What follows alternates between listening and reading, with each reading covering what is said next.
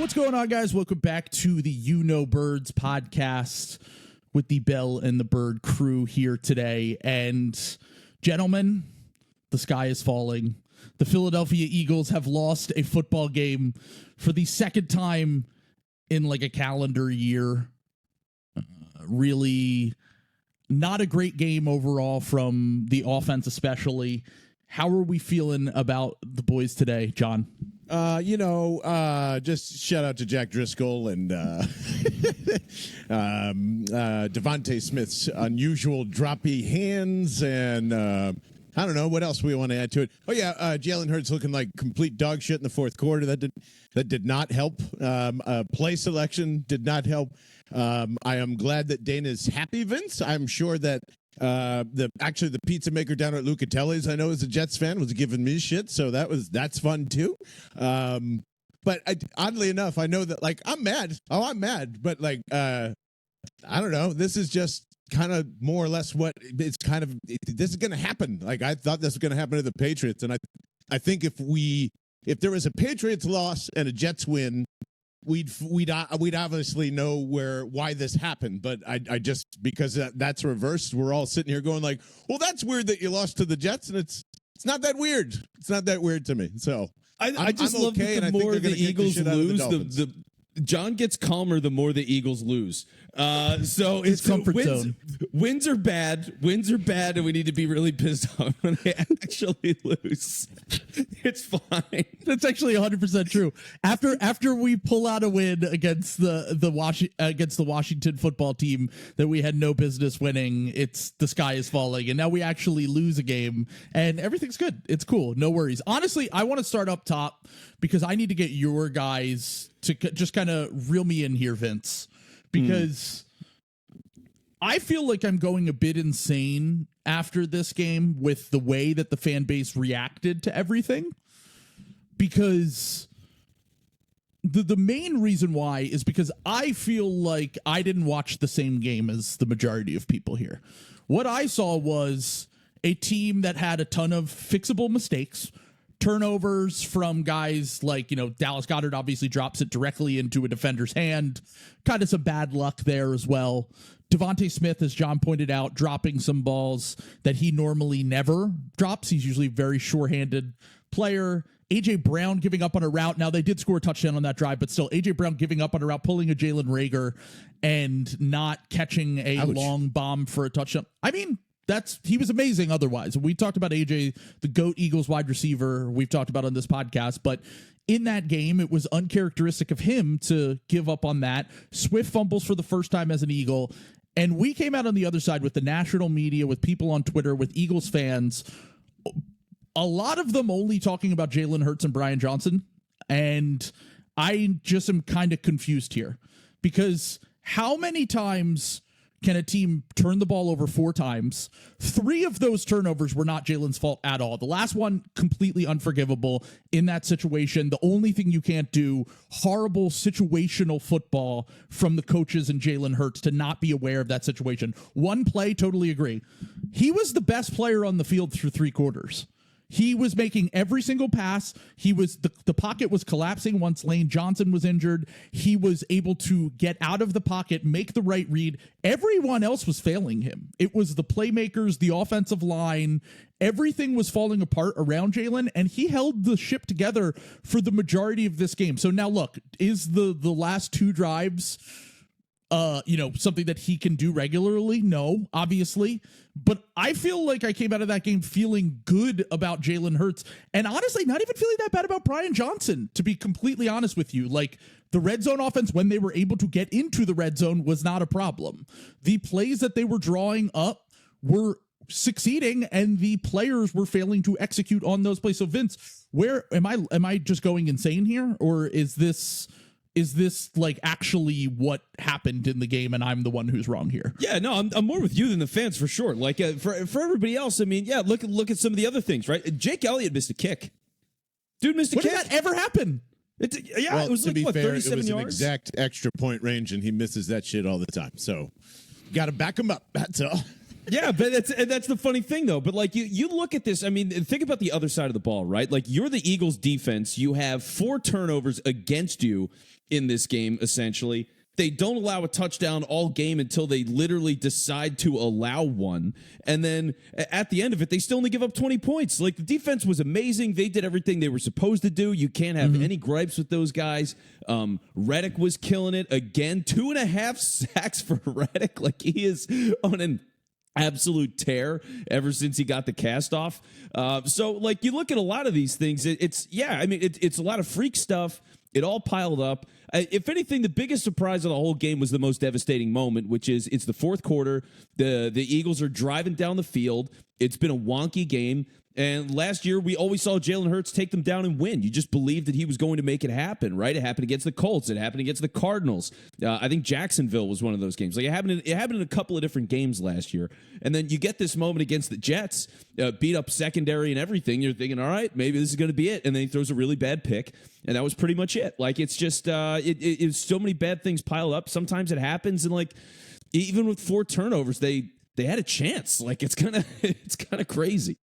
Only the second time they've lost as favorites under Sirianni on the road, and the other time people pointed out was also at MetLife Stadium, 4 turnovers and 3 interceptions from Jalen Hurts 2 years ago against the Joe Judge Giants. So, I mean, that tells you in order for the Eagles to lose with this team, there needs to be a lot that goes wrong. And I'm not saying that, look, we should be sitting here and feeling great about the fact that they lost to a lot of issues popped up that we've been talking about all season. And a lot of things happened in this game that you would prefer not to happen from a contender. And this is kind of the culmination of all of it for sure. But it felt more like an outlier to me than what I can expect from this team moving forward. And look, a week ago when we sat here, we recorded, I said they were going to destroy them. The next day, they were like, well, Jalen Carter and Darius Slay aren't playing. And I was like, well, I was really counting on Jalen Carter absolutely wrecking this game. And while you're right, Vince, about the defense completely doing their job, this is not on the defense at all. They really, they didn't give up. That touchdown late was on purpose because they got set up with such poor field position, and it was just smart to let the Jets score in that opportunity. Otherwise, only giving up 13 points for the whole game. You'll take that any given week, especially with how conservative the Jets were with Zach Wilson, not trusting him at all. But that's the kind of game where if Jalen Carter's playing, if Slay's playing, those are your playmakers on defense. And they would have been able to make a play and possibly get the offense that was struggling to generate consistent drives because of the turnovers, that they would be able to get them in better field position. And that was the only thing that you could even remotely complain about the defense. But they did their job for today. So, John, are we freaking out? Is the sky falling here, or is this just kind of like what we're saying right now? We're not really too concerned about it. I guess that's why when I'm pretty, I really don't mean to go against the wave of the energy of the fan base here, but all the stuff you said is pretty much why I'm chill, except for like the situational part. That's not new. Yes. That's frustrating as shit.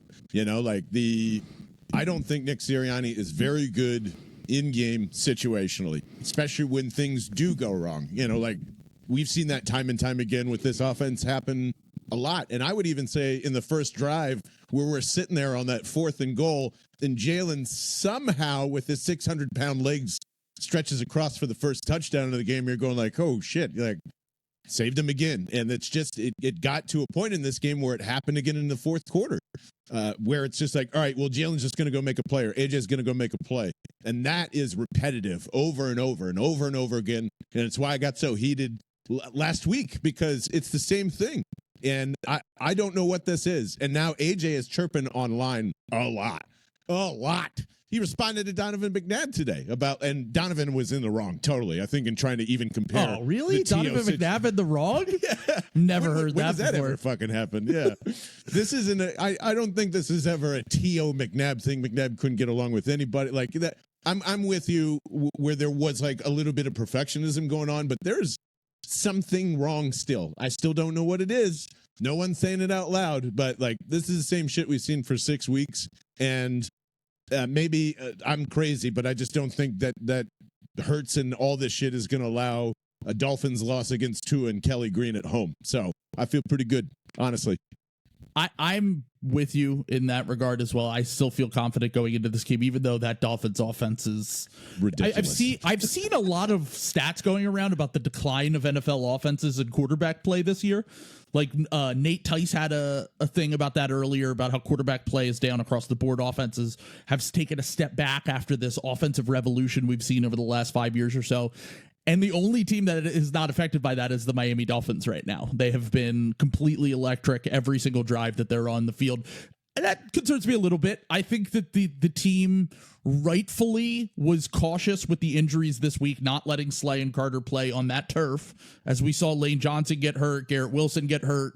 All these guys get hurt, at least somewhat related to the turf at MetLife, which is something that they just need to. I know they're replacing it soon, but I just can't believe the amount of injuries that the Giants and the Jets have, and anytime teams play there. I'm just hoping that last week of the season, the Eagles have nothing to play for, because they cannot send their guys. Like I want to see Tanner McKee playing 50 snaps. I want to see maybe if you want to just keep guys fresh, play them a little bit, but no one is playing at all in like a huge capacity in that last week against the Giants at MetLife. But look, the Jets defense is really good. They're opportunistic, I would say. You know, they cause a lot of turnovers. They can get into the backfield, especially when Lane Johnson went out. They were able to wreak some real havoc. And ultimately, that if that's not a wake-up game for them, like we talked about how analytically a week ago, we didn't think that they had the analytics profile of a contender, but they just figured out ways to win games, and they weren't able to in this game. The only reason why it's frustrating to me is because now we have this insane stretch where it's either elite teams or like fringe contender teams plus divisional opponents, which is always complicated. Because, like, look, Washington just gave us a great game not too long ago. We have to play them again during this stretch. We have to play Dallas twice during this stretch. We have the 49ers coming to town, the Dolphins, the Ravens, the Bills. Like, there are so many hard games that you would have loved to come out against the Zach Wilson Jets and at least built that cushion over Dallas, because Dallas wins last night and now they're only up one game in the division and they still have to play Dallas twice. So from that perspective, not feeling great, but how do we feel rolling into this next stretch, Vince?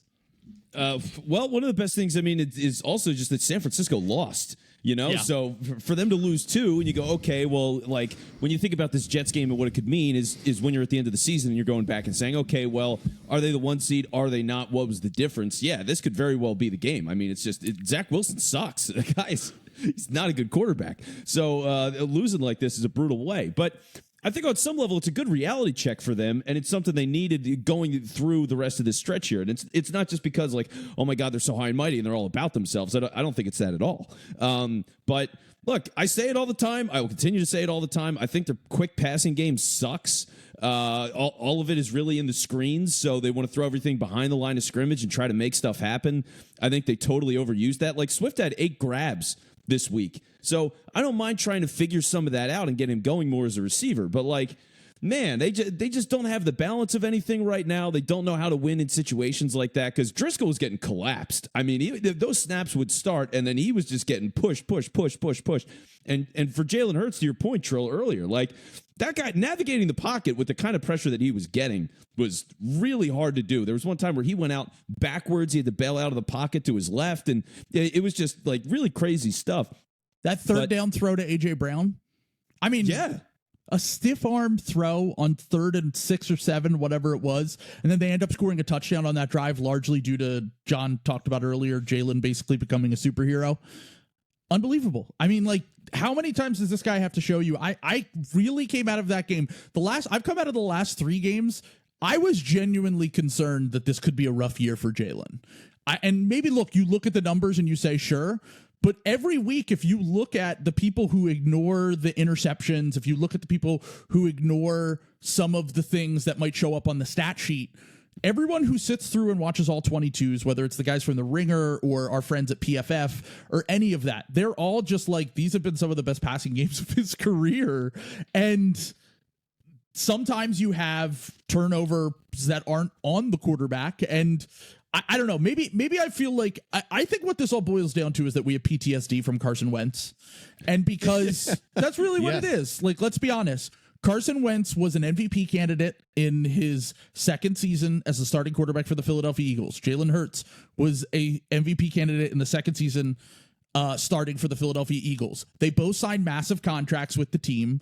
And the fear that is built into the fan base right now is that Jalen is going to have the same regression that Carson Wentz had, which, by the way, in itself is an issue that is, generally speaking, I would say, an outlier. The majority of these guys sign their second contracts and get better. They also don't have the injury history and the mindset of Carson Wentz as compared to, Jalen Hurts that we've seen through the first few years. So I think that that's really what's freaking people out about Jalen's performances when he doesn't have these perfect moments. And I don't know, maybe this is cope, but I'm just not concerned at all. No, that's exactly what this is. And this has been one of my long-term preseason predictions, is that we're steering towards basically all this. I think Jalen has done, just like you said, I see the improvements in the pocket happening each week because we keep critiquing the shit out of it every single time. And he's obviously looking at it, recognizing that. Maybe that's what Sirianni's coaching him hard on or whatever. But those things are starting to change. The Jets game started to change my mind on that completely. You're going, oh, shit, the little nuance things are starting to pick up. I think to Vince Quinn's point as well, they are starting to give him a little more control of the offense while on top of Brian Johnson being here and all that. So I think this is a large learning step when you're doing that. And even with these new things, I think he's doing a pretty good job of handling all of it with all the mistakes that are here. No one can accept. It's the same. Hey, going back to your world, the fucking Sam Hinkie quote that will always remain the same: of progress is not linear, and it's not with quarterbacks either. So when we're looking for that, he's that top 5 guy, and watch this shit now. He's gonna throw a pass out of his ass or whatever it is. It's no way. This is a next step learning thing on how to maintain this part all the time. And there probably is another larger leap in his career. Probably 2 years from now, which is, again, insane. He's so fucking young. He's so fucking talented, and way smarter than Carson Wentz. Carson Wentz is largely dumb. And honestly, I think we can all say this now, was propped up by his QB coach and Frank Reich and a whole mountain of offensive geniuses at the time, and the right place and analytics, and fucking Nick Foles still won the Super Bowl. So of course, psychologically, all that injury, it has nothing to do with that. In fact, Trill, I would say this, I was most impressed with how he handles his body during this game. It's incredible. We thought there was something wrong, and it looked like there was, or managing or whatever it is, but I'm taking all that back. He's looked perfect in every decision about sliding or not, I don't want to get too far off on a Wentz tangent here, but I watch the NFL every single week, and I see PJ Walker, no disrespect to the Temple legend, but that guy is not an NFL quarterback. And I watch him play, and I watch a handful of guys every single week that are out there, even Zach Wilson until the last few weeks, where they're basically like, hey, your job is don't fuck up, essentially. The majority of these guys that I see every Sunday, I go, Carson Wentz is better than these guys. But the reason why he isn't on a team is something that John has brought up before. It's that selfish attitude. It's the mindset. It's everything that I will never have to worry about a day with Jalen Hurts. And look, I hope they learn from this. People have been screaming about the offensive regression for this year. And I think the red zone and the turnovers are really the main 2 things that they've regressed in. But Ruben Frank posted a stat the other day. They're virtually identical statistically to where they were last year. If you look at yards per play, if you look at the majority. No. I'm just telling you. Red zone. Good Christ. Well, no. We're not talking red zone here. We're talking just generally speaking here, that they are essentially the same level of offense that they were last year, but the real regression has come in the turnover department, and the real regression has come when they get inside the 20-yard line. Otherwise, statistically, they are basically the same. Through 6 games last year, 147 points. Through 6 games this year, 148 points. 2,367 yards, or 2,367 yards, 2,370 yards, 44% on third down, 51% on third down, 5.6 yards per play. They are doing essentially everything on offense that is the same as last year. It's just they're not able to convert whenever they get down there. And last year's team, they won the turnover battle every single game, and they lost this one 4-0, and they still almost won the game. It's incredible. That's what you do when you have a loaded roster, right? Like it's so hard for you to lose. It's really a stacked deck almost, and it's just all right. How can we fuck this up? Which on Sunday they fucked it up. It is what it is. But yeah, overall, I mean, you think about where this roster is comparing it to last year's team. I mean, the pass rush is better.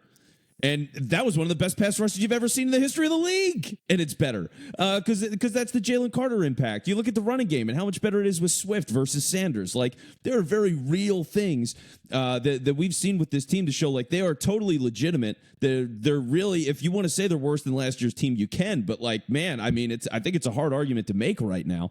And, the biggest problem for this team really is just injuries. Like, do they win this game if Lane Johnson's playing? Yeah, probably. I mean, it's football, though. Guys get hurt. Like, it is what it is. So you just know that Jack Driscoll sucks. And let's be real, too. Think about this whole team's offseason, right? What did they do? They got like 8 different guys named Johnson. They tried out all of them at tackle. They all sucked. And none of them have played. So Driscoll's now your guy. Like, you did what you could. You tried all these different people. It hasn't panned out yet. Steen could be that guy. He could be a swing tackle at some point.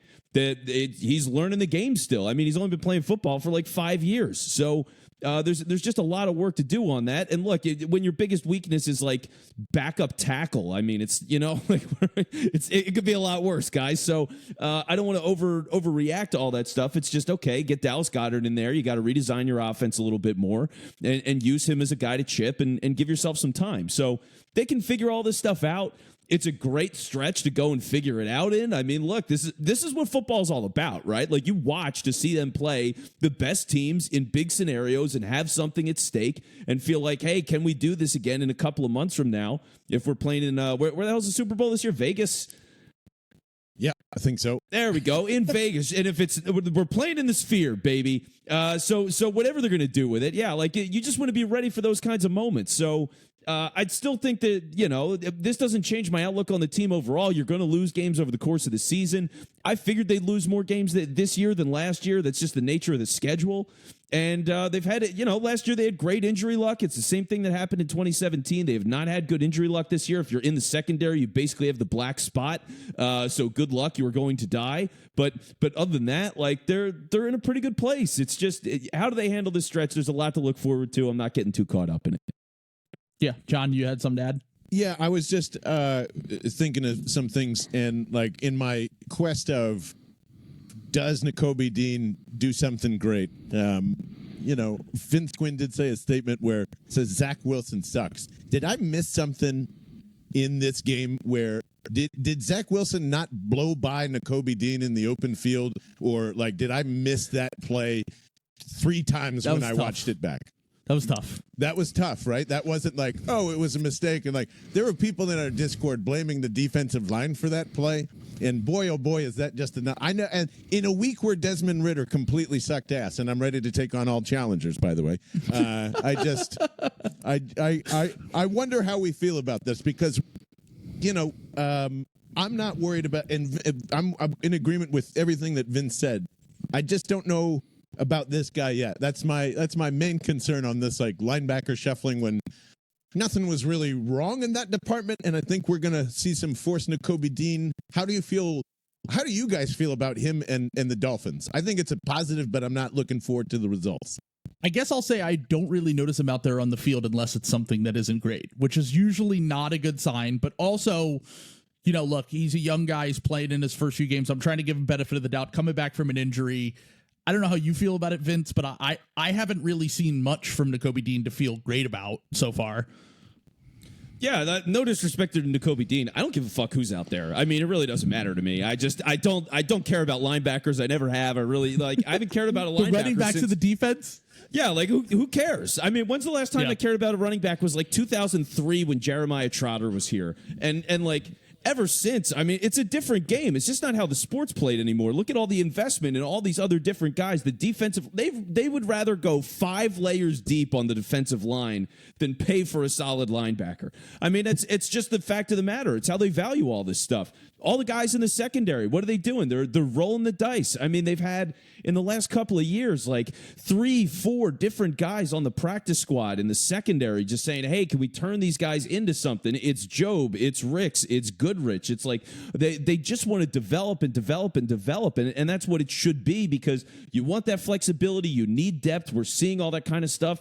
And Nicholas Morrow wasn't worth shit. And now this guy is one of the best linebackers in the NFL if you're looking at all the advanced shit. So, like, who cares? I just, like, I give him some reps, see if he can figure it out. If he can't figure it out, fuck it, you tried.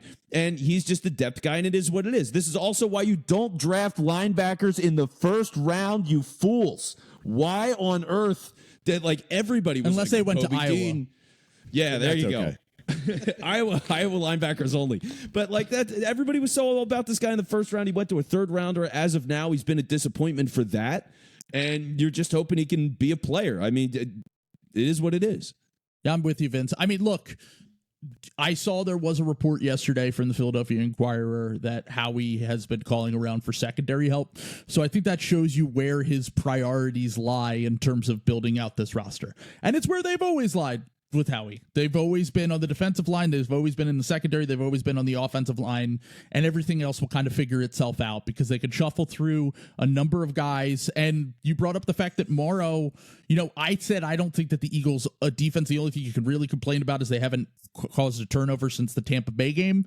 Morrow had a few chances in that Rams game. He had a fumble that he should have recovered and an interception that he had dropped that was directly in his hand. So there are opportunities. I think that they need to fine-tune some things and take advantage of these opportunities that they are given. And when they have more playmakers out there, like Jalen Carter, probably the best playmaker defensively on the team, game wrecker right now, and Darius Slay, who, you know, look, he's gotten burnt sometimes this year, but also he'll take those risks and get those interceptions in big moments. Those things I'm genuinely not concerned about the defense at all. I know they haven't faced the greatest competition over the last 3 or 4 weeks, but I'm really not concerned about them in a way that I thought once they are able to get healthy. Because if Carter and Slay played in this game, I think it's a different game. I think those are the kind of margins moves that you're talking about here, where if one guy plays, it could change the course of a game. You talked about Lane Johnson. I feel that way on the defensive end as well. So just real quick, I did bring up the secondary. Is there anyone out there, whether it's a safety or cornerback, someone on another team that you think could be gettable at this deadline? Just off the top of your head, doesn't need to. I know Budda Baker's been the one that everyone has thrown out there because Arizona's obviously tanking, and Jeremy Chinn's another one. I know that he's someone that everyone was infatuated with in the 2020 draft when they selected Jalen Hurts. Is there anyone else that you guys could think of that would just be kind of a nice addition to at least shore up some depth on this team? Because I don't know if Roby's playable, to be completely honest with you, and he got injured this past week.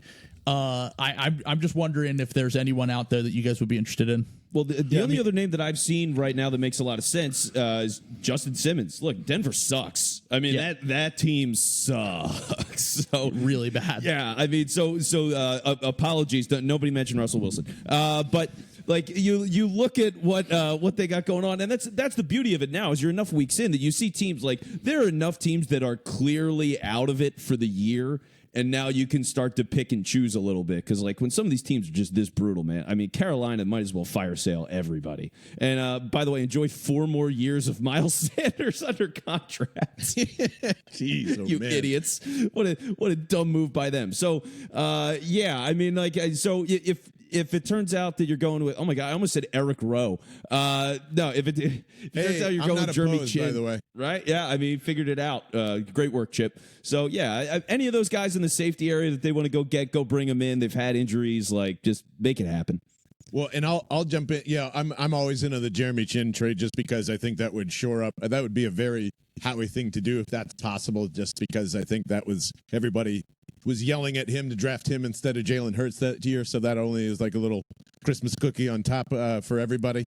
But I like Simmons for a different reason, and it's the same reason why I thought you should have just. Well, I don't know if they did or not, but like why the Eagles should have or might have asked about Roquan Smith last year at this time, because I'd like to see if you can pry loose Cortland Sutton at the same time to replace Quez Watkins and get a 2-for-1. Please. And this is one of those situations where you just like, it's a full roster full of offensive people. And Trill just said, like, this offense is fine. It can't score between the 20s, though. He's a guy that I would love to have and not even worry about this year and where he fits. It's probably a Golden Tate situation. I don't expect him to do anything spectacular for this team, but just a nice, perfect slot wide receiver that you could have some flexibility with Dallas Goedert the next offseason if you choose to do that. So I don't know if there's anybody else that popped in your mind, Trill, but not really outside of the ones that have already been mentioned. Otherwise, go find somebody on the street. Yeah, that's kind of how I feel too. Those were generally the guys that you're just kind of trying to figure out a roulette here where, okay, who can we trust in a big situation? They've obviously favored depth in the past. You know that you're going to get some injuries throughout the course of a season, and I think that they're going to be cautious because they know that they need to save some of these guys for the playoffs. They want to be in the same position that they were in last year where they're rolling into the playoffs as the healthiest team in the NFL. And I think that it can't hurt to try to either get someone off the street like they did with Roby or trade for one of these guys in the coming weeks. I'm really excited to see because we're about 2 weeks away from a little slop fest, mini fest over on in the NFL with the NFL trade deadline. It is on Halloween this year, so we'll see what Howie can cook up. One last thing that a friend did bring up an idea to me. And look, I know we don't value linebackers here on this podcast. No. But is anyone remotely interested in a potential Jordan Hicks reunion? Yeah, I guess because he'd probably automatically be an upgrade over Nakobe Dean. So, yeah, I'm in. It's just for the agenda for John. I genuinely mean it. Nakobe can hang out and do whatever he wants. He's just a better linebacker at this point in time. Yeah, you could do it on the bench in hell. No, but I would take Jordan Hicks. I mean, that guy, he always had such a great sense for where the football was. Yep. And his ability as a playmaker. Yeah, yep. like he's a crazy intuitive player. And so if you can get a guy like that and add him to this team, it'd be a really fun story. I mean, look, the only reason he ever left was because he got hurt all the time. Exactly. So, otherwise, I mean, that guy was a superstar. We're all looking at him like, oh, my God, look at this guy. Like, who would have thought he'd be this good? So it just didn't work out because he hurt his hand getting out of a pool on his honeymoon, which is horrible. Like crazy. That's such a weird injury. Jesus. Like, what happened there? I have so many questions, but and we'll ask him when he gets traded back. So that's what we're going to do. But yeah, it's like he's a perfect fit for all the kind of stuff that they're looking for. Character guy, knows for the football. At the very least, a guy to rotate in with everybody else. Totally worth the risk. We want to talk about playmakers. I believe he scored a touchdown recently in a game. He's only had one interception, one forced fumble this year, but he does have an 80 grade from PFF. I'm not acting like I watch the Minnesota Vikings every single week, but I know that Jordan Hicks has had a nice bounce back season when he's finally been able to get healthy, which, as you said, and look, in the NFL, I always talk about this. With the NBA, you can kind of plug and play guys. It's kind of, whatever. The NFL guys, generally speaking, general managers are looking for guys that are familiar with teams or situations, or they've been there before. Like, we've seen how we reacquire players plenty of times now. He's usually not giving up draft capital to do it, to be clear. He's usually just getting guys that were formerly here that they didn't want to pay or whatever and adding them back for small salaries. But it's an idea that someone threw out to me, and I thought it was pretty interesting. The Vikings, as we've said many times, should probably go into the tank, and if they do decide to at least blow things up minorly, maybe not a full-on fire sale, the Eagles should be interested at the very least. I don't think it's going to cost a ton to get a linebacker in today's NFL. So before we get out of here, two things. Cowboys won last night. They looked, I'm just like, every time I watch the Chargers, it just drives me absolutely insane. Justin Herbert had a terrible game on Monday Night Football. I've been somewhat of a Justin Herbert defender, but it's getting harder and harder every week when he looks like, as someone said to me, a more talented Kirk Cousins. When the lights are bright, it feels like he never shines, especially in fourth quarters on last drives. He's had many opportunities this year. But the Cowboys had a nice bounce back win. The entire time I watched that game, and I know, John, you're not concerned about them, and I've been minorly concerned about the Cowboys. I think they've kind of, despite the fact that the Eagles have been a better team over the last few years, the Cowboys have kind of had their number a bit. And I just, I can't take any team seriously with Mike McCarthy as the head coach. 2nd and 9, he's calling plays. He's running straight up the middle to set up a 3rd and long. Dak bailed them out of probably 5 or 6 horrible play calls last night. They got lucky to win that game, to be completely honest. And I feel like, you know, we're gearing up for the Cowboys here in a few weeks. They're the only threat to the Eagles in the division, potentially, but does anyone have any changed feelings or any observations coming out of that Cowboys game? Now, I mean, they're the same team. It's just that's the volatility of what all that talent looks like. And, you know, I know Van Der Esch was out. I don't even know if they consider him fucking good anymore, to be honest with you. Like, he's just another first round linebacker that's not as good as Micah Parsons. So when Micah Parsons is on, it's great. And the Chargers, just like everybody else, like this should be automatic by now. Run right at that son of a bitch, except they don't want to do that stuff late in games because, like you said, they want Herbert or what. I don't know. Like, I've never understood the Chargers rhythm anyway, and I'm not saying that as somebody who watches them all the time either, but for the same reason, every time the lights are on, they always overthink it, you know. And the Cowboys are just as guilty of that. That's why it's kind of a fun collide of like, well, something's got to happen here between these two jerk offs, and like it happens, you know. They charged it up real good. So yeah, like I wouldn't be surprised at all if they split, lose to the Cowboys twice, beat them twice, because they're just about there, except I just, you know, better coaching and way more talent offensively, I think, you know, on the Eagles side of the ball. So I think that they're kind of a middle class version of the Eagles. Like the more I watched last night, I was like, they have one dominant unit. It's their defensive line, largely due to that pass rush with with Parsons, and I can never remember the other dude's name, but he's really Marcus good too. Lawrence. There's someone else that has been crushing this year. I can't remember his name, but yeah, they have one really strong unit. They've had a ton of injuries as well, specifically in the secondary with Diggs. And yeah, I watch their offense and I see a lesser version of what the Eagles offense is able to do at its when it's truly all flowing, that we have not seen, to be completely fair, this year at all. So Vince, any thoughts on the Cowboys and their threat to potentially push the Eagles? Yeah, I mean, they're basically like the Rush Hour movies where it's the same every single time and it's always a good laugh. And this is what they do. This is what they're built for. They beat all these mediocre teams, and everybody goes, "Oh my God, here it comes! Here's Dallas. Strap in. This is the year." And then they always fuck it up, and they do it in spectacular fashion, and they do it early in the playoffs because they never have the actual heart and soul of a real organization that's worth a damn. They had a point before where like all these different things. I mean, the missing element between all the teams they've had the last like 15, 17, 20 years and when they actually won the Super Bowl back in the day, because the scouting's generally been just as good through most of that time, they haven't had the same kind of coaching. I mean, it takes elite level coaching to get guys like that all the time with all that media attention and be able to get them focused enough to go and win games that actually matter. I mean, they just buy their own bullshit constantly because Jerry buys his own bullshit constantly. So they're destined for this kind of thing, which like this is the roadmap. Go beat the Chargers, do it on Monday night. Oh, we're back from that big loss. Never happened. It's a whole new team now. Like, sell the story. Again, I've seen it. It's great. I highly recommend it. 8 out of 10 tomatoes. Yeah, beautiful. It was a sight to see.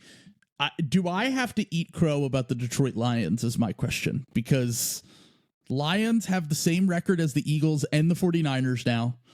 They looked impressive once again. I have said before, the reason I don't view them as a threat is purely a vibes thing. Jared Goff is your quarterback. Dan Campbell is your coach. I saw what you did in the first round of the draft. This is probably the most amateur mistake I could make in terms of overlooking a team, but it has to be a conversation when you look at the Lions schedule. The Lions schedule is cupcake, and the Eagles schedule is insane. We're looking at a potential Lions #1 seed, and I'm going to put my money on it right now. I think they get the #1 seed and they lose their first playoff game.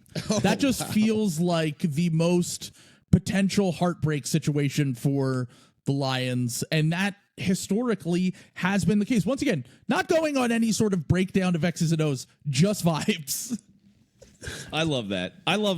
But look, for the Lions, they're one of those teams that I think in a normal year before it was like all this crazy, they extended the schedule and all that. They're like a 10-6 kind of team. You know what I mean? I guess you say like 10-7. Like they're a really great offense. They've got some fun pieces here and there defensively. Like Hutchinson's really figuring it out for them as a top pick. They hit with that.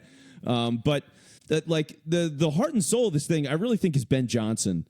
And I'm really curious because he almost left. He got head coaching offers. He decided to stay. I think that says a lot about them and what that franchise is under Dan Campbell, the chemistry there. He will be the Chargers head coach next year. That would be a perfect pick. That would be absolutely, if I was the Chargers, like that is the guy I would go and hire him today. So, yep. I think everything he's been able to do with that team is really phenomenal. I think they lose their minds when they draft. But other than that, They have a pretty good idea of what this team is, how they want to play football. They've drafted the pieces for it the last couple of years. Offensive line, big speed guys, consistent ball handler when it comes to Goff of not turning it over. It's a good formula. I mean, it's a good formula. They're fun to watch. It's a good story for the league that they're winning games like this. And yeah, I mean, I don't think they're like the legitimate, I don't think they're in that elite tier, but they're a contender. They're just factually, they're a contender right now.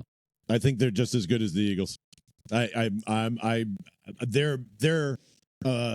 better threat to me than Vince. For anyone who's listening, Vince walked away. Yeah, he's like, what? He's like, no, that's fucking ridiculous. They're legitimate, and it's because like you can get this out of Jared Goff. That's exactly what Sean McVay got, and once you're in that system and once you feel good, and I think Montgomery got pretty banged up in this, but he did, yeah. They figured it out. They drafted like shit. There's no doubt about it. Like it's bad, but it's also working. Like Sam Laporta is having a really good rookie year and it just kind of keeps continuing on for them. They drafted multiple Iowa players? Oh yeah. Wow. Yeah, two. Wow. I didn't even realize. Well, now I know why you love the Lions. There we go. Exactly. No, and they also traded Hawkinson and got an upgrade, so they're addicted to it. But yeah. But besides all that, I just think they're running a really good offensive system for the exact reason why Vince said he'll be a head coach, probably with the Chargers, just like you said. I had two quick notes I needed your thoughts on too. Do you guys believe that the 49ers would have won if they had Brock Purdy?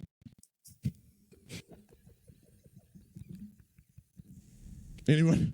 Oh, I forgot he played. That's my bad. Oops. I'm sorry. Yeah, so we talked about this the other day. Vince definitely jinxed Brock Purdy. And I also somehow put into the universe that both Christian McCaffrey and Deebo Samuel would get hurt at some point, and they both got hurt during that game. Well, very weird podcast from us last week predicting both of those things. Here's the thing I will say.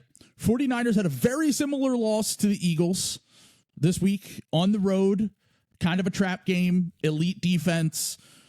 Purdy looked like dog shit compared to Jalen Hurts, even with all of the turnovers from Hurts, some that weren't his fault. But I look at the 49ers and I look at the Eagles and I look even at the Cowboys. And look, the Lions as a unit they play great team football. But to me, those other teams just have more elite, veteran, impactful talent that I think will win in January, to be completely honest with you. Like, Parsons can wreck a game. Jalen Carter can wreck a game already. Like, we're seeing guys that are, especially the 49ers and the Eagles, if the Eagles can figure this thing out, look, statistically, the Lions are a better team. They play better. Maybe it's just a weird outlier year for the Eagles where they just don't have everything going, new coordinators, all that stuff. But I'm trusting talent when we get down to the playoffs. I do every year. And I just think that the Lions don't have the same top-end talent that these other three teams that could win a playoff game in the NFC do. And I think that the Niners are a team that, when healthy, as long as Brock Purdy doesn't go full doo-doo mode, they'll be fine. Yeah, that's pretty much it. I mean, yeah, for the Lions, it's just, man, I mean, there is something to be said for the experience of being there, and they haven't. And, like, it's just a tough situation to be in. Look, the Lions, for their credit, it feels like they haven't had an off season. Like it just feels like this is the team from last year. They're still playing. They've the same rhythm, full tilt. They're getting everything out of themselves. You don't look at the Lions and go, if they could really fix this or fix that when it comes to the offense, they're just killing it. They're a great unit. So yeah, what's their record? Didn't they start like 2-5 last year or 1-5 or something? Their record must be insane since then. So that's the one thing you probably shouldn't sleep on that team that's barely lost a game in a calendar year, like the Philadelphia Eagles and the Lions and the Niners, to be fair. So yeah, that's kind of how I feel. I still feel the same sort of hierarchy in the conferences, but also I have to admit that Detroit has impressed me, and their schedule is just so much easier than the Cowboys, the Eagles, and the 49ers that I think we could be looking at a number 1 seed Detroit Lions, which is awesome. I'm happy for the city of Detroit, to be honest, and I'm very happy that we'll get to eliminate them in the playoffs as well. So, and we should all go because Ford is a great stadium. Oh, let's go. We were there last year. It's great. So let's go. Love it. All right, guys. Good episode. Great talking with you. I'm excited. Predictions for next week, Dolphins game? I'm going to go 38-35 Birds, and Jake Elliott saves the day with a 52-yarder at the end to piss off Mike on the other side. Vince? I'm going to say it's 31-27, and just despite John, Nakobe Dean pick 6. Yeah. Love it. Absolutely love it. I'm scared to death of this Dolphins offense, but they're not losing the Kelly Green game. They're just not losing it. It's 34-28 Eagles. I'm taking. It's going to be a high-flying game. There's going to be a lot of points. Eagles are going to be pissed. Hopefully they're healthy, and they are not losing. I just can't imagine them losing the Kelly Green game. There's going to be so much hype around this. I'm really excited for Sunday Night Football. So, Me too. We'll see might you there kill on Tua, in the Discord and everything. I mean, there's a chance that Tua snaps in half in this game having to play Jalen Carter. Yeah, it could be a very long day for. I mean, I don't want to jinx myself. I said the same thing about the Jets, and we lost to the fucking Jets for the first time ever. So here we are. Yeah, we've got the power to injure people, Trill. So as much as we want to talk it into existence on this show, God's listening, and he listens well. Oh, Jesus. All right. That's a good place to end it.